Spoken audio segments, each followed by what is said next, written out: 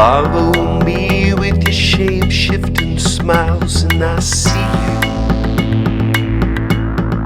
Maybe they'll believe you. Illuminati, a curved dawn trap, silver discs and hidden files, and we see you. We've got to believe you. Blast off. Blast off. Blast off. Blast off.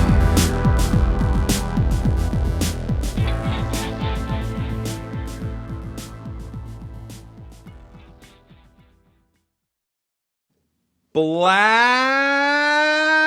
off on another epic episode of the Hyper Anomalous Esoteric Research Organization podcast. My name, of course, is Ryan, the paranormal pontificator of the airwaves, broadcasting just south of Area 51 at the base of La Madre Mountain.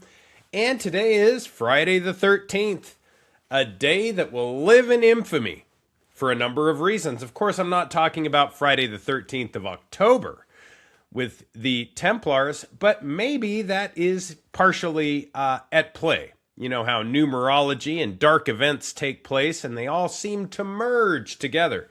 No, I'm talking about something near and dear and true to my heart. Burns, my last name, is a Scottish name. And let's just say darkness is in the Scottish sky on this date, one fateful night in 1692. This was in the wee hours between February 12th and 13th in the winter snow that covered the mountains. And a military unit of Campbell clan members, of course I'm part of the Burns clan, you can see it right up there, they were ordered in service of the Scottish government to eliminate the MacDonalds of Glencoe as repercussions for, well, not giving, as required by law, allegiance to the new monarchs of their country, William of Orange and his wife Mary II. This was a massacre. The MacDonalds definitely were wiped out, being slaughtered, and like a scene out of Game of Thrones, the Campbells, hereditary enemies of the MacDonalds, carried out their orders and established an alternative to paying taxes in a society that still didn't use much cash. They killed 30 of the MacDonalds clan, and there is now a beautiful image there. I'm going to pop it up on the screen right now. A day that will live in infamy. This was a criminal action. These people were surprised. Their families, their huts set on fire. Most able-bodied men were able to run off. Sorry, I'm whacking my microphone. I'm a little bit emotional here. Most able-bodied men were able to run off. However, their women and children were slaughtered. Criminal. Otherwise known as murder in cold blood. Now, the victims of the massacre are remembered by a commemorative cross, which I showed there, and their deaths are written in the Scottish history as victims of a heinous act. So there you have it. Friday the 13th rears its ugly head, and a day of infamy indeed. But we're going to get into darker, deeper, even more infamous things today, as if you could get any more crazy than that. And I have a very interesting background. Scottish, Jewish, you name it. You know, the Burns clan, the Silvers of Salt Lake City, the Silver Brothers of Salt Lake City, all direct family. But anyway, enough about my family. Let's get into the wild happenings where a statue of Baal was lit on fire, and this was an act done to show that the people of Iran are against Baal worship, which is very weird with all the Epstein stuff going on. I'm going to show a quick image here. Well, actually, I'll pop it up on the screen. A quick image here of Baal being set ablaze by protesters in Iran. Pretty interesting stuff. Now, what people don't realize about Baal is that this is literally one of the most controlling gods in history. An orchestra of power. Entire populations have worshipped Baal and what he constructed, even thousands of years ago. And how does this have anything to do with what's going on today? We're going to get into that. And there's a lot going on today because there's the belief that the United States government went into Iraq in the 90s and gathered up a body of Gilgamesh, Nimrod, if you will. We're going to get into that. So, September 11th, men armed with box cutters directed by allegedly a man on a dialysis machine flew halfway around the world, and they were all directed by a satellite phone and a laptop, and they performed the most sophisticated penetration of the most heavily defended airspace in the world. We know this is 9/11. This was the roots to give our military the okay to go over to Iraq. Now, what's very strange about 9/11 is not only was this very precise and sophisticated the way it all went down, but then also a plane took an 8,000-foot descending 270-degree corkscrew turn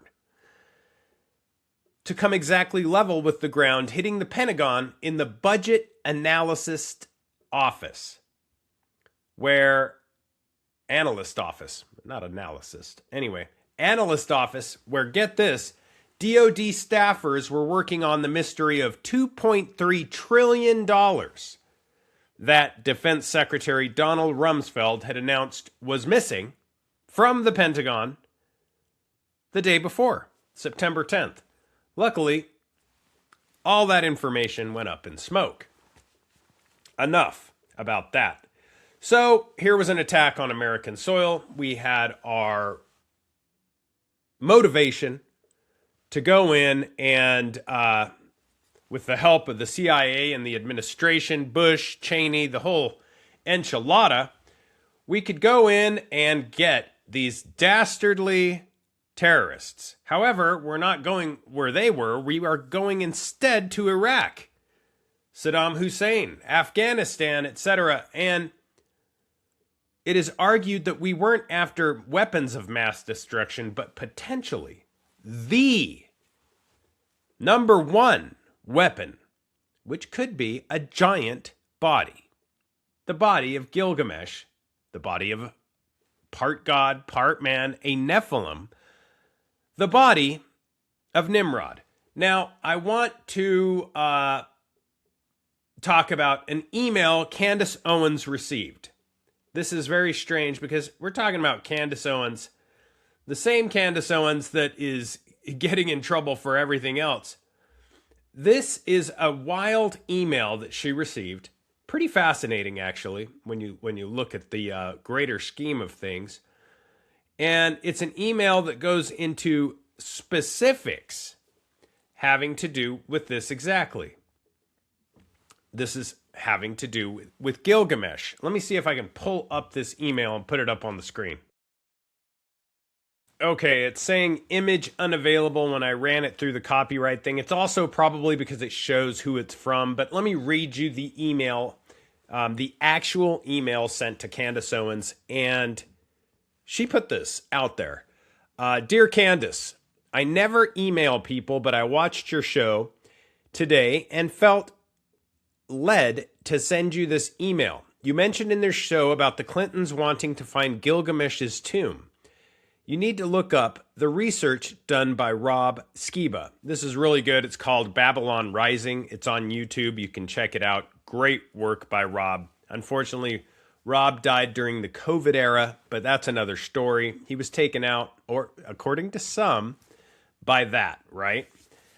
People like, anyway, we'll get into it.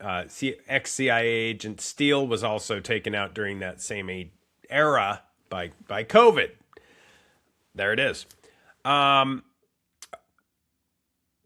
Specifically, the intubation was the killer on those deals. But I'm not going to get into that. That's a whole other podcast. But Rob left too soon, 52 years old. Rob Skiba.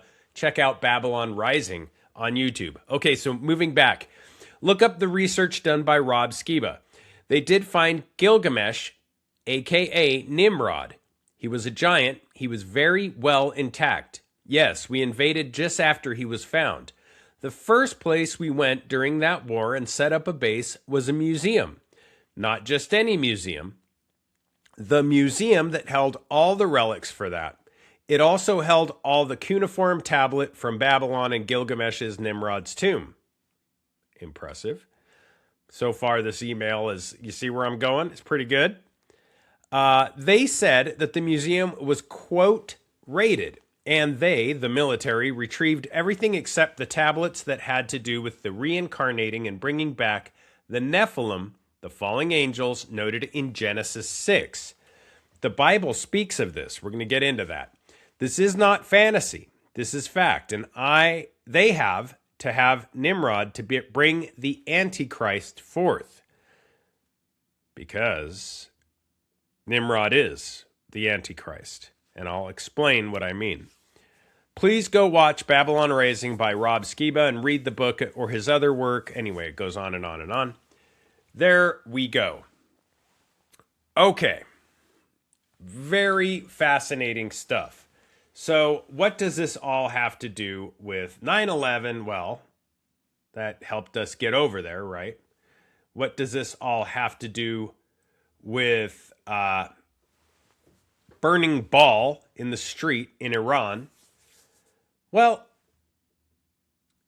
we've had a very interesting relationship with the Middle East for quite some time. And if you think about it, if bin Laden lived in a fortress in the hills of Afghanistan, but somehow got away and was hiding out in other locations, then lived, all the while, by the way, sending videos and taunting us, seeming to appear younger. This is a guy that's allegedly on dialysis, had some of the most sophisticated technology in the history of the world, living out of a cave. Well, I'm not going to get into the special forces and the team members that died in a helicopter crash, the special forces that allegedly killed bin Laden. Not going to get into that. Or the fact that a bunch of them, of those team members, died in a helicopter crash in Afghanistan. I'm not going to express doubts about any of that. But what I am going to talk about are things like the Kandahar Giant in Afghanistan. This belief, and I've come across a lot of information, specifically even a gentleman who spoke with Terry Carter, if I'm not mistaken, about his mom feeding these types of entities and the Kandahar Giant in particular. So, massive giants. If they exist, then Nephilim exist. If Nephilim exist, then the possibility of Gilgamesh, aka Nimrod, exists. And if this is the Antichrist, I believe it is, because it has to be Assyrian, it has to be the King of Kings, it has to be Nimrod. I believe that's who they're referring to. I'm not alone on this. Nimrod, who some scholars also identify as Gilgamesh of Sumerian lore, Apollo of the Greek fame, Osiris of Egyptian fame, was a giant. This is very strange because if this is all true and the military swooped in and took possession and control of that item, a necessary item, we're in for a heck of a mess coming up.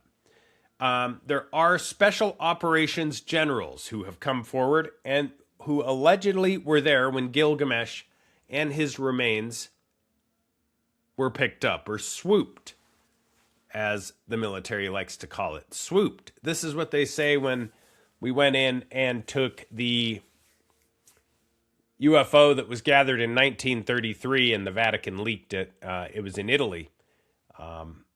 David Grush said, yeah, we went in and swooped that. That's the way they talk about this remarkable gathering of these items when we need them.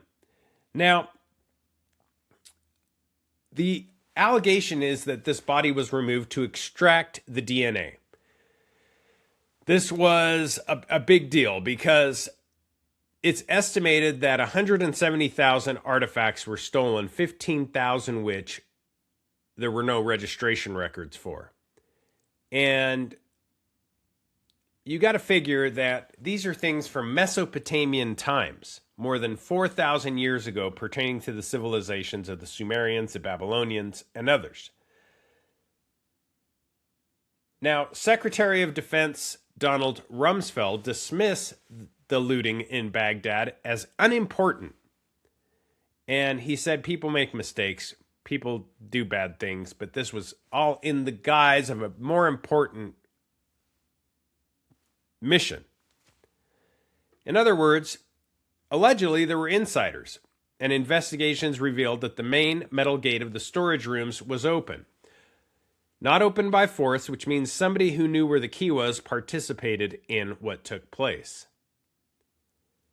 Let's keep moving on. This is pretty amazing stuff. So, what's odd is until 1993, the US dollar and the dinar the US dollar is always worth more. But until 1993, one dinar, from 1982 until about 1993, one dinar was worth, get this, $3.22. 322. Genesis 322. Skull and Bones 322. Order 322. And there's many secrets that George W. Bush was also a member of Skull and Bones. And he belonged to Skull and Bones, the elite secret society whose members include some of the most powerful men of the 20th century. Now, President Bush has tapped 5 fellow bonesmen to join his administration. Most recently, some of those names have been released, and one of those is the Security and Exchange Commission, William Donaldson, who was Skull and Bones 1953. That's the allegation. Others would be outed. I'm not going to go into the secret handshakes and the codes and who was outed, but 322, very interesting price for the dinar. So if all of this is true, if we are in fact getting DNA from a giant who was part Nephilim, part God, right? And when people hear about this, and remember the systematic eradication of Saddam's forces by a coalition far superior in technological, political, and economic power, an orchestrated war done all in the guise of 9/11, but Saddam had nothing to do with 9/11. I think we know that now.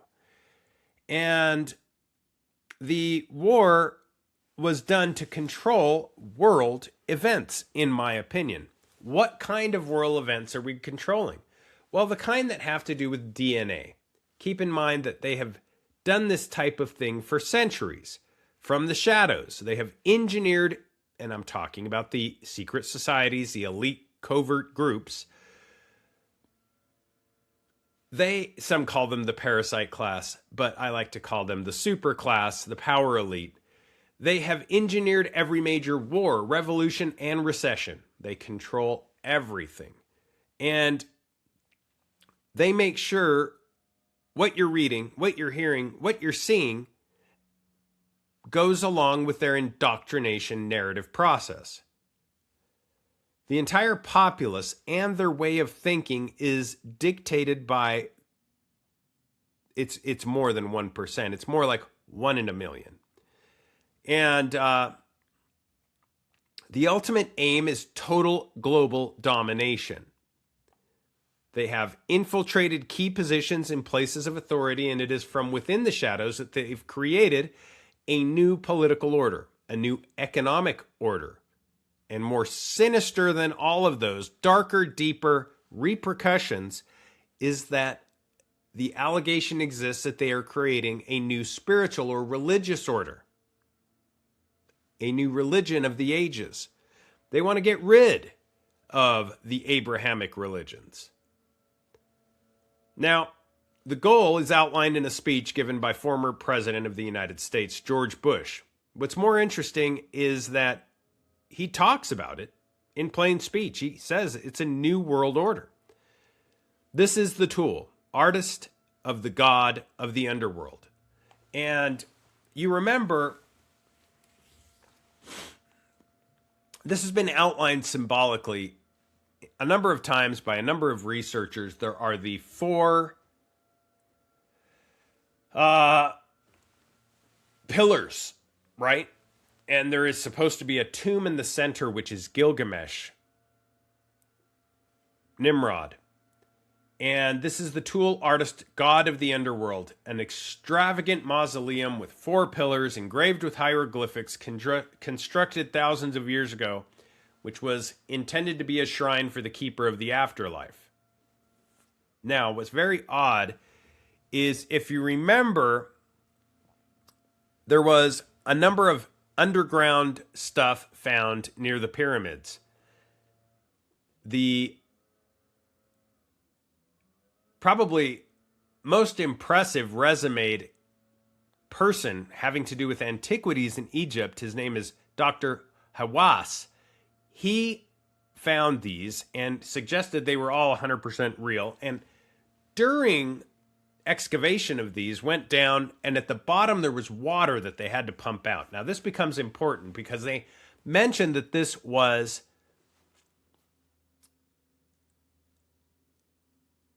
a bottomless pit.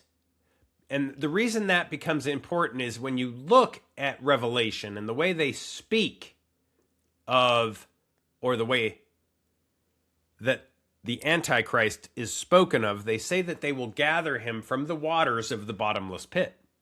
Now, Hawass said that the water had to be taken out, and there were four pillars with, guess what? An extravagant mausoleum, four pillars engraved with hieroglyphics, constructed thousands of years ago, which appeared to be a shrine with, in the center, a body, a tomb. And this, according to the allegations of many. Hey guys, it's Grifto time. If you haven't been over to HeroParanormal.com, please check it out. Smash that green subscribe button. I am extremely shadow banned. I need anybody and everybody to smash that green subscribe button. More content is over there as it's available. We can get into juicier stuff over there, and it just helps the podcast overall. Helps me get things done. Also, it helps pay for things like microphones, domains, web hosting, all these expensive subscriptions that you need to run a studio. Anyway, it all helps. This is the grifting session. If you haven't been over to HeroParanormal.com, please head on over there. Please smash that green subscribe button. Appreciate it. Basically, people are saying this is Nimrod or Gilgamesh, or that he was also extracted from Iraq, and maybe the body underneath the pyramids was a decoy, or maybe that's where it actually came from, was moved to Babylon, aka Iraq, and then another giant body was put in there, another Nephilim body. But this is all coming back to genetics. Nimrod, the Antichrist, the Assyrian, Gilgamesh, and Revelation. So what does the actual genetics have to do with it? A lot. With the recent Epstein files released, it has been leaked that Epstein wanted his DNA in all of us. Not that he wanted a bunch of moms with their DNA and his DNA mixed, but he wanted his DNA put into the mainstream of humanity so he could live on forever into everybody. So, could it be that actual genetics could be more interesting for the resurrection of Nimrod than we think? Is it possible that this extraction of genetics, a theory or an allegation, is that the DNA was extracted from Nimrod and put in everyone? Much like Epstein wanted to extract his DNA. And according to some, there's been some crazy people that are saying that that's exactly what transpired, that Epstein extracted his own DNA and tried to get it in the mainstream through a variety of methods, which I won't discuss because I don't want to be banned. But let's just call it the mark of the beast, potentially. And it's interesting when you talk about the mark of the beast because it could be actual genetics. And when it comes to genetics, it's not like a barcode that you can move and you can get rid of. You can extract. It's not like a tattoo that you can have removed. It's not like any of these implants that you can take out.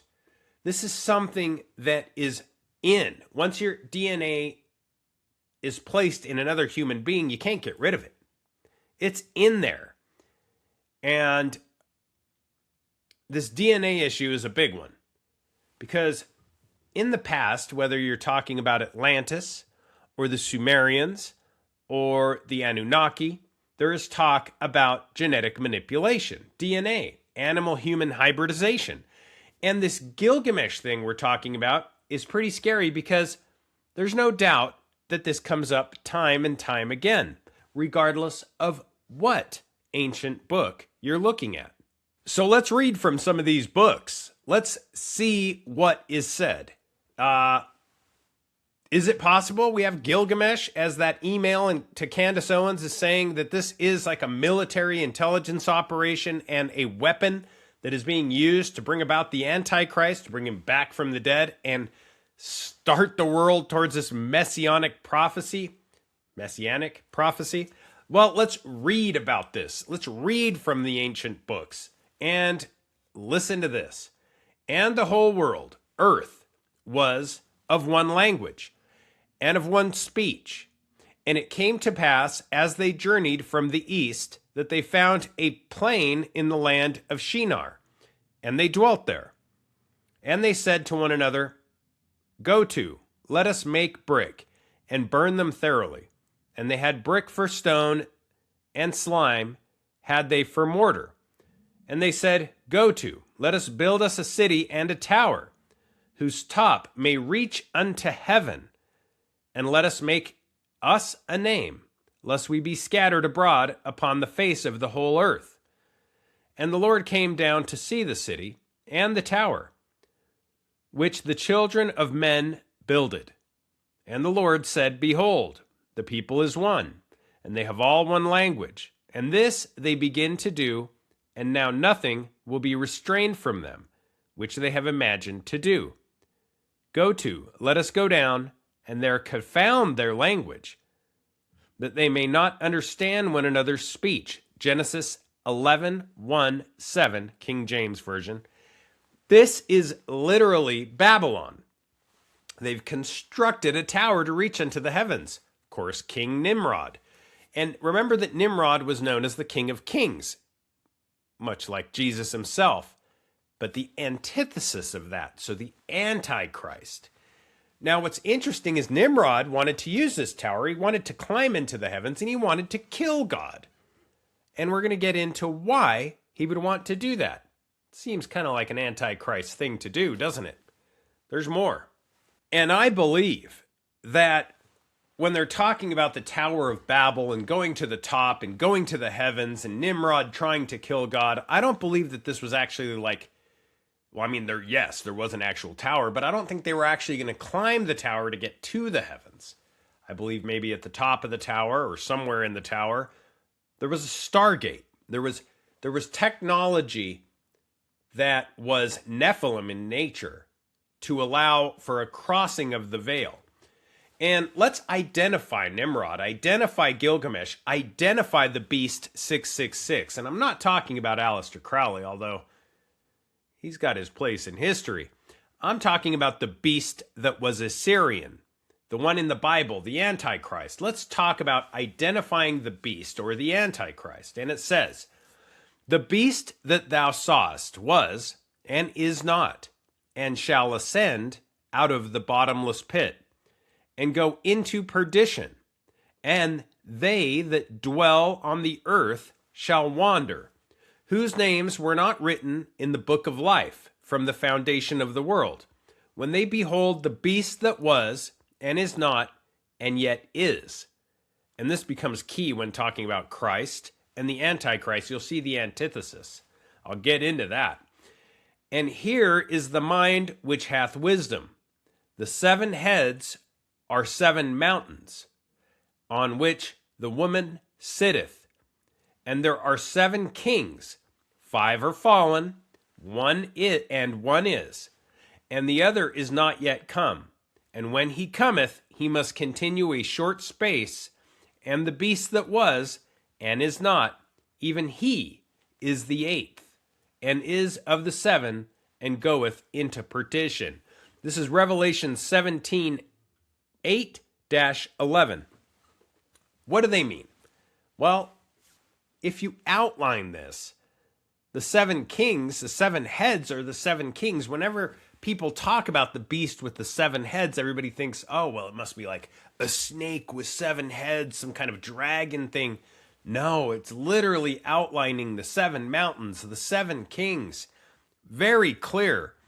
And with Babylon, if there is Stargate technology, if we're using this as a way to transfer over to the other side through some sort of quantum leap, a wormhole, a Stargate, we're talking about exotic technologies, maybe fallen angel technologies, maybe reverse engineered technologies. And if we are talking about portals, which I think we are, I think stargates or portals are not far-fetched if you're dealing with someone like Nimrod, someone who's part God. And back to the Christ and Antichrist, thesis, antithesis, Christ is referred to in exactly the opposite way as the Antichrist. It's true. So let's talk portals. Let's say there's a pathway from this world into the heavenly realm. And if you read many of the biblical books, they actually mention several times in our canonized scripture, it says that there were 3 groups who were aligned with Nimrod. And Nimrod is mentioned by name. One of those groups wanted to go in and assault the angels with bows and arrows. That's not good. Just go in and take them out. Much like the February the 13th, Friday the 13th assault on the Scottish that we talked about at the beginning of the podcast. Another group, they were going to try to just kill God. Just go for the main guy. Just get him. Take him out. Also not good. And although not good, it is a reminder of Revelation 19:19 with the armies of the world and being gathered to make war for the one coming on the horse. Of course, they're talking about the Christ, the Messiah, or Jesus. Right? Okay. And the last group wanted to set up their false gods in the holy, holy. So obviously, they were just trying to change the appearance of heaven. Like, let's clear out the old, put in the new, put up a bunch of new false gods, and we'll just run business the way we want to run the business. Now, obviously, the Most High, God, was not happy with any of this, clearly. Everything they're doing and all these plans are negative.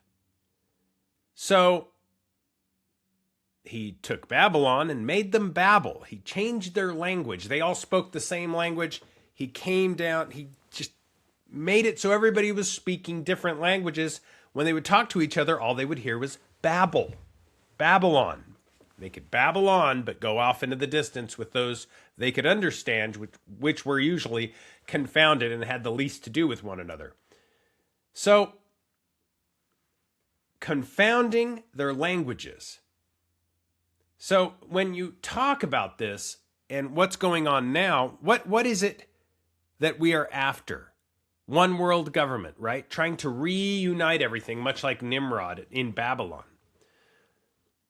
We call the World Wide Web, right? The Internet of Things. We have all of these applications like Google Translate, everything merging into one new world order. Look at what CERN is after. CERN is after the God particle.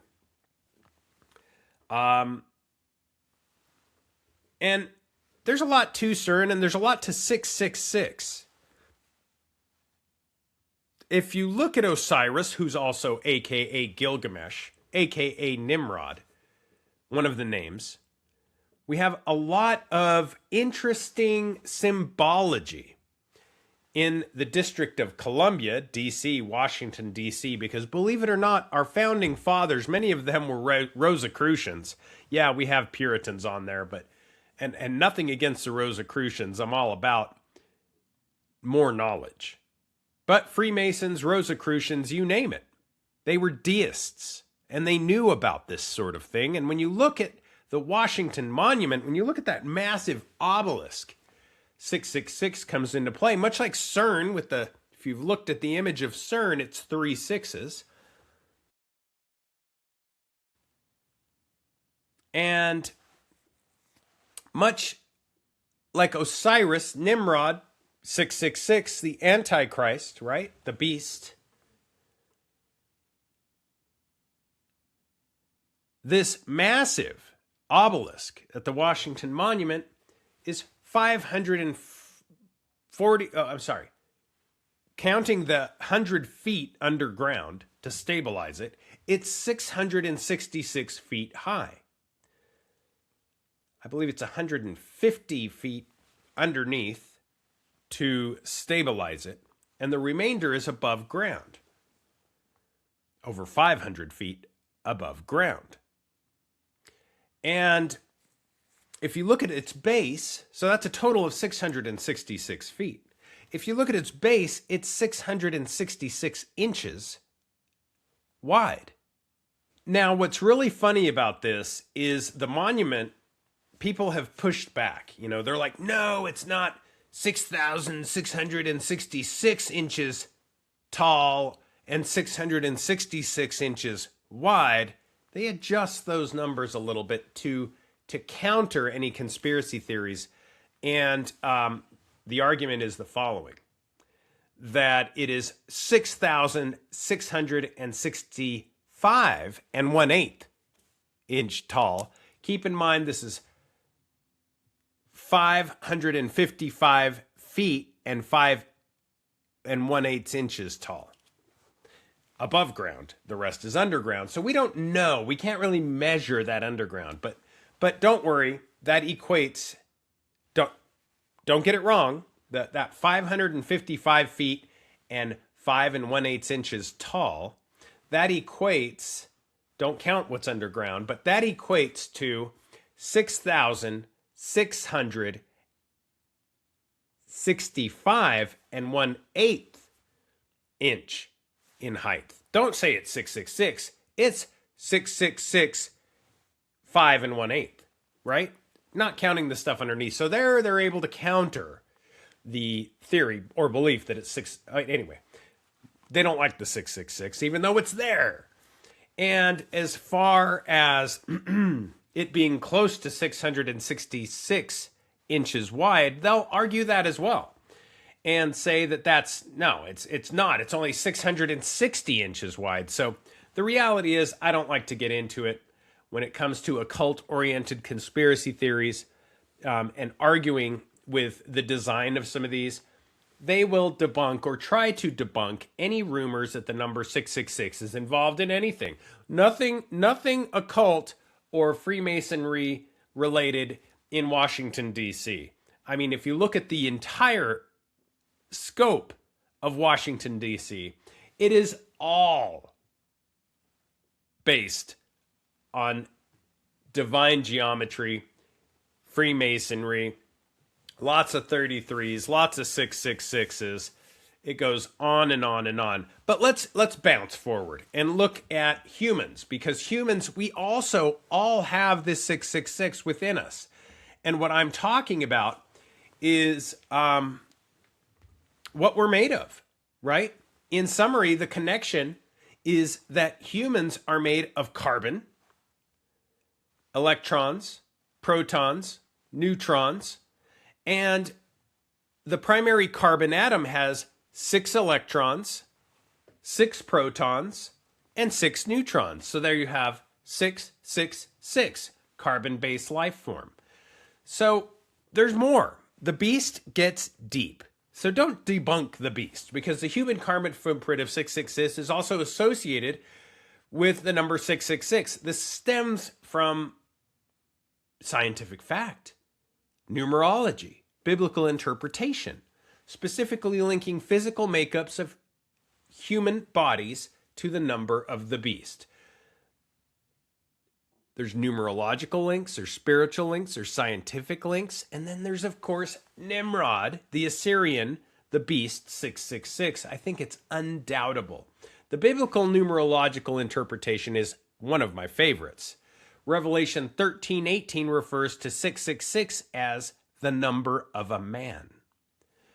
Alternative views, because of the 666 structure of the carbon atom, some interpretations suggest 666 represents humanity itself rather than the literal devil.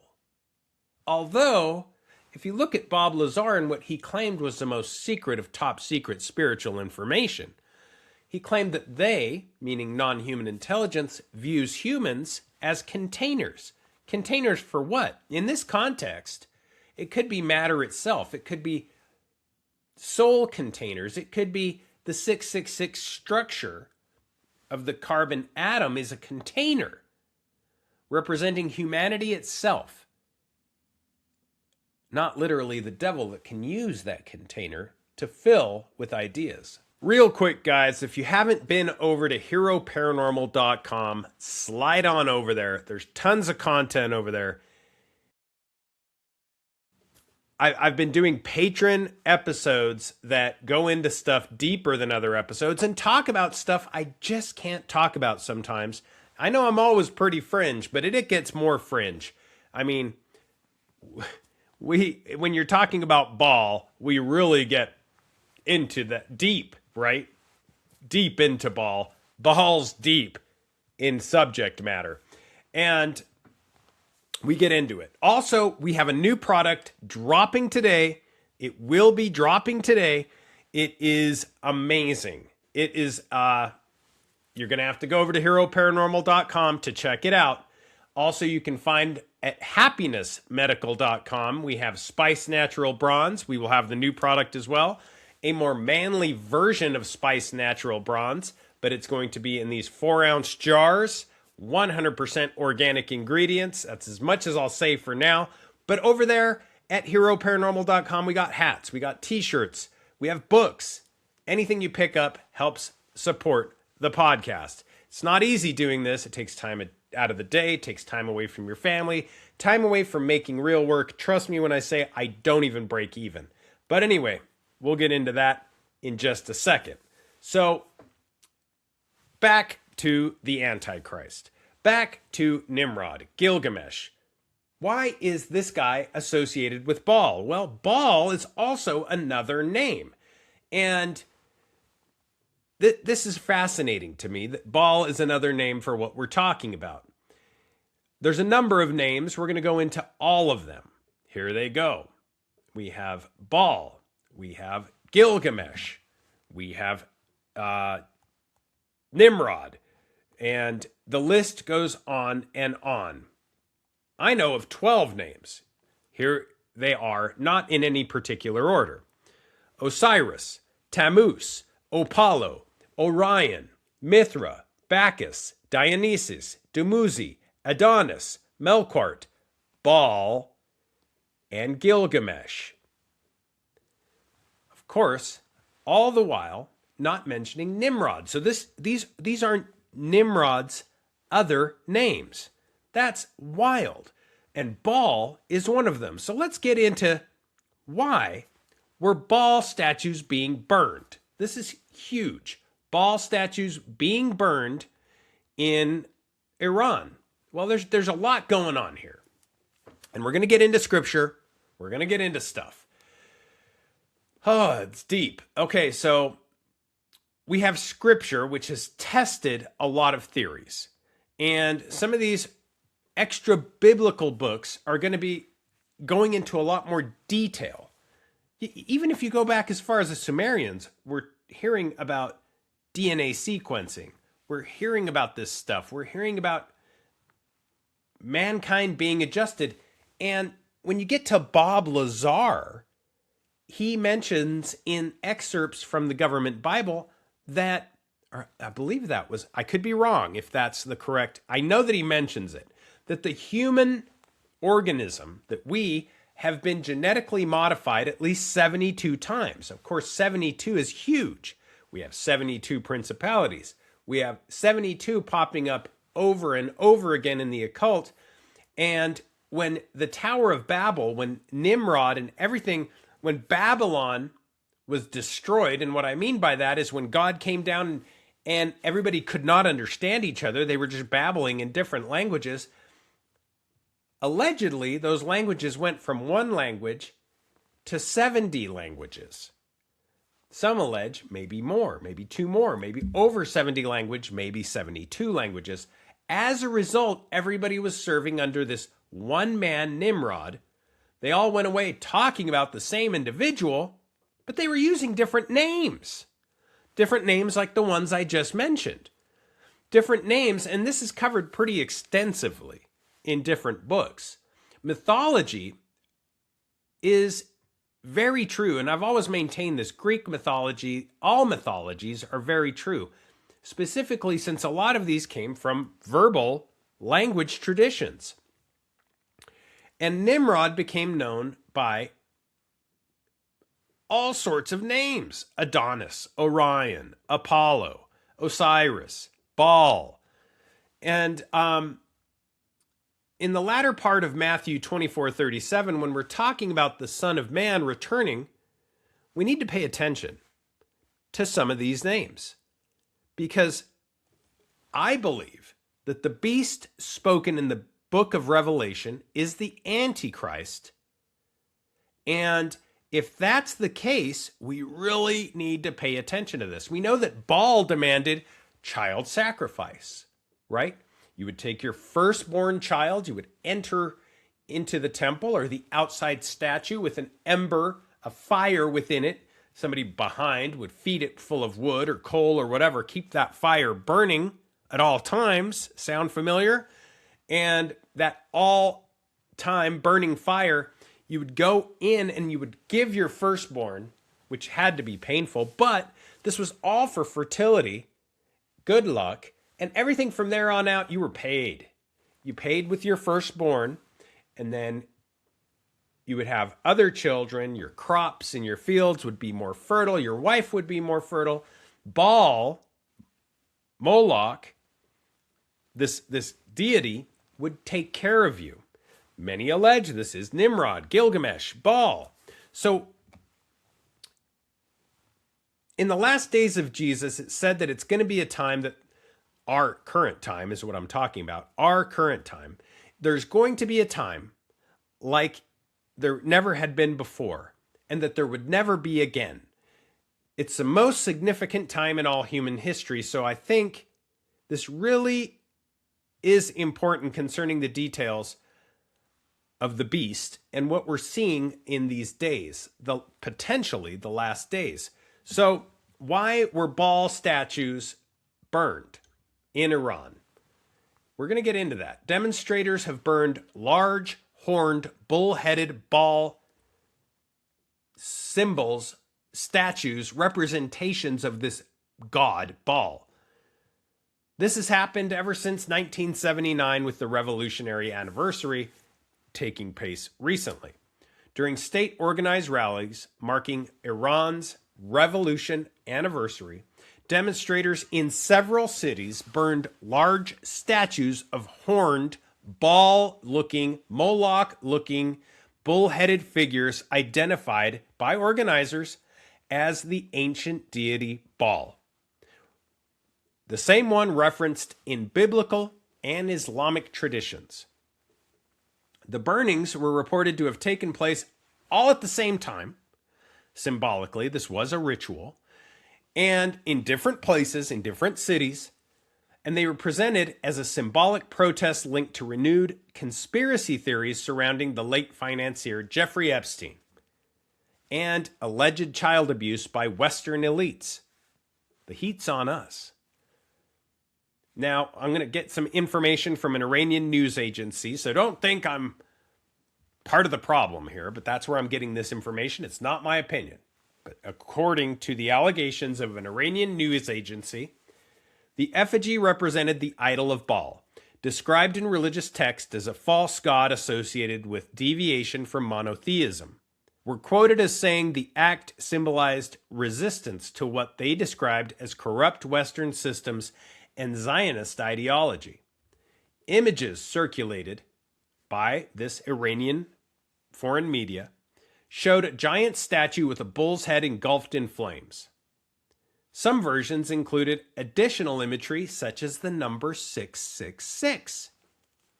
So here we go. Back to Epstein. All roads lead to Epstein. All roads lead to Baal. All roads lead to Nimrod.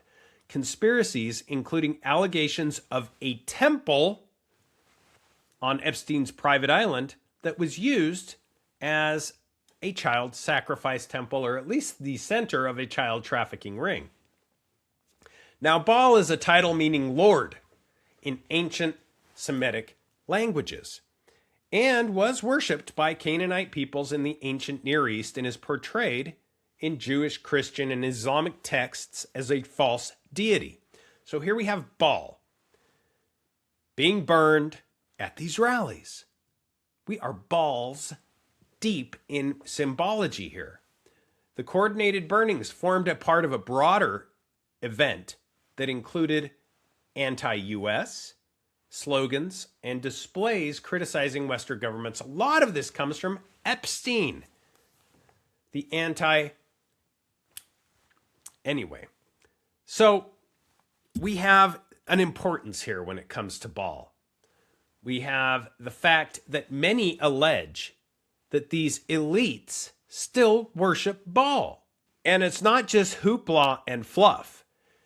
We have Epstein family members who are alleging that his family worshipped Baal.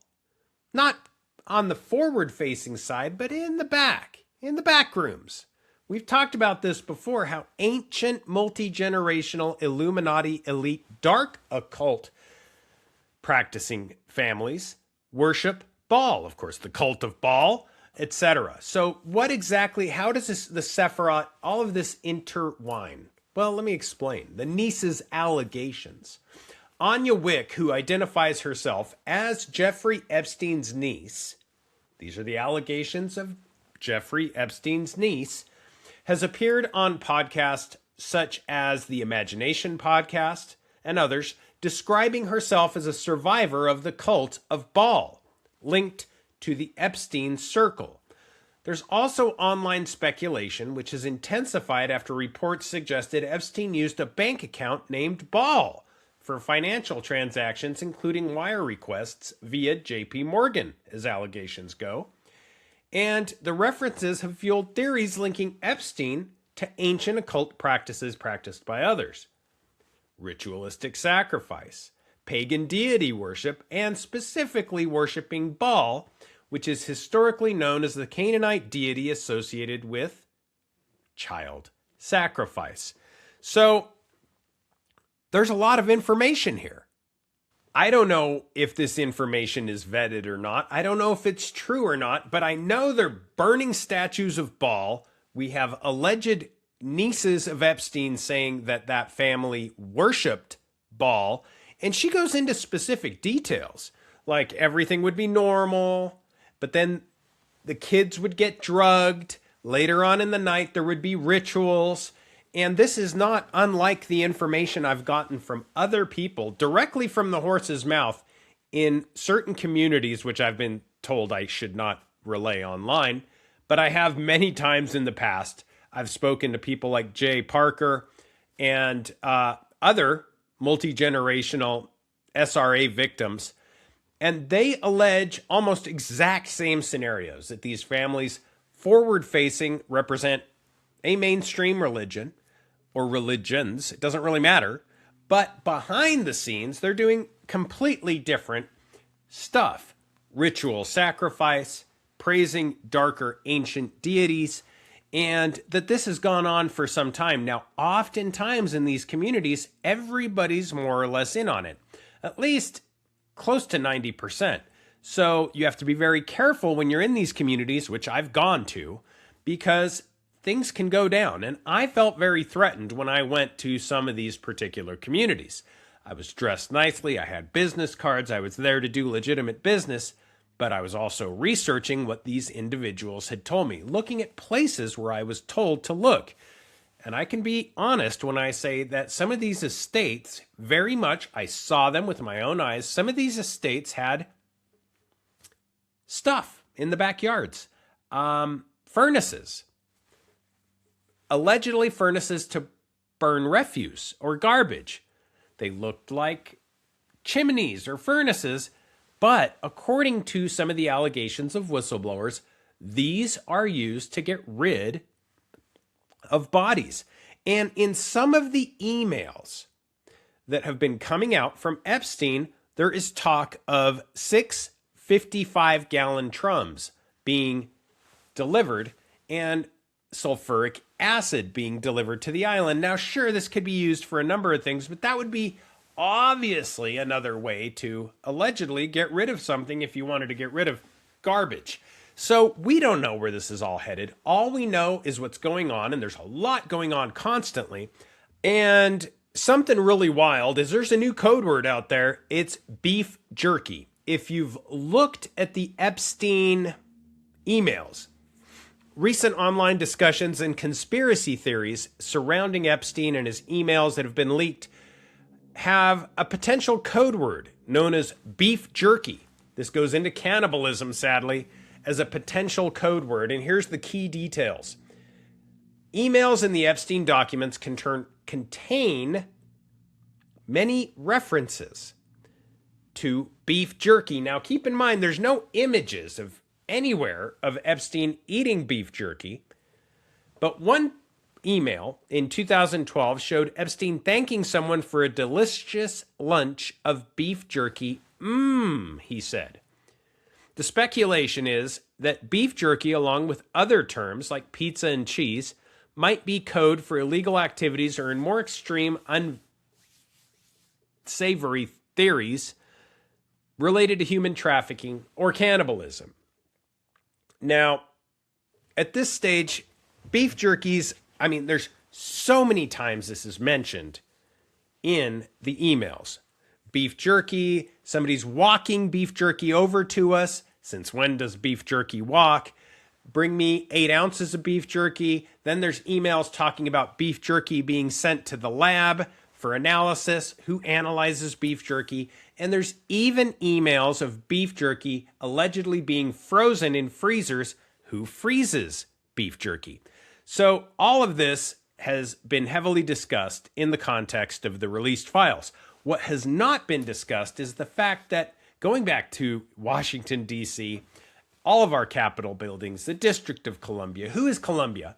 Columbia, speaking of Baal, speaking of Nimrod, speaking of Moloch, speaking of all of those names of that deity, that giant, that Nephilim, allegedly, bloodline giant, king in Babylon, Columbia would also be the name of Baal's or Nimrod's mother. She has many names. Not only does he have many names, she has many names. And she may potentially, well, in my opinion, and the opinion of many, be the whore of Babylon. So when you see the dome at the top of many of these temples or capitals or whatever these buildings are, like the building at Epstein Island, the gold dome, many have alleged that this could symbolically be the womb of Columbia.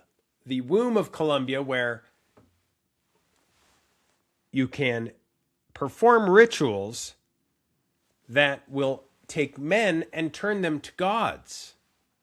Apotheosis. And we have that definitely there, that dome on the temple on Epstein Island. And there used to be an owl on the top of that dome. I've always maintained if we can find that gold owl, you can find the new hub for the ring, the honeypot, or whatever you want to call whatever operation was taking place there. So we got lots to discuss. Lots to discuss. We are by no means at the end of this rabbit hole. I didn't even get into some wild stuff, allegations of space lasers, us shooting down cartel drones coming over Texas with lasers. I actually have a friend and researcher who's there now studying it. I'll probably have to go over to the patron side and do an episode on that. There's just too much going on. But what are your thoughts? Is Baal still being worshipped today? He's definitely being used in protests. They're lighting him on fire in Iran. Where are we going to go from here? Have a very blessed day. Great weekend. Happy Friday the 13th. Keep your eyes to the skies, feet on the ground. Don't forget to take a look around. And don't forget to go to heroparanormal.com and smash that green subscribe button. Love you. Take care. Esoteric Research Organization. Hero Paranormal always setting up the pace, man. Crop circle tipping, Illuminati still tripping. Making those ears perk up, gonna make you question your earth. You better. Mystery bloodlines and secret society. Creepy shapeshifter says, come sit beside me. Yeah, cozy on up. So what's with all this spy drone acting like UFOs? Say what? So Bigfoot and Space Wolf tiptoe through the dark. Third eye blinding, tune in and blast off, blast off. Blast off, baby. Blast